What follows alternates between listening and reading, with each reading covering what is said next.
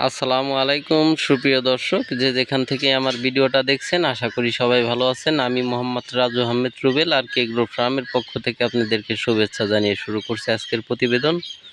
দর্শক, আজকের ভিডিওটা হচ্ছে, আমার কাছে অনেকেই বীজ ডিম চেয়েছিলেন।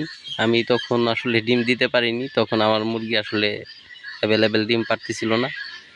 আমাদের এখন ডিম পারতেছে। যদি কারো বীজ ডিমের প্রয়োজন হয় আমাদের সাথে যোগাযোগ করবেন, স্ক্রিনে দেওয়া আমাদের নাম্বার আছে।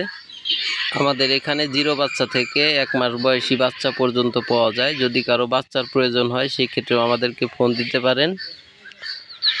আমাদের খামারের ঠিকানা হচ্ছে রাজবাড়ী জেলা শহীদপুর ইউনিয়ন গৌরীপুর গ্রাম।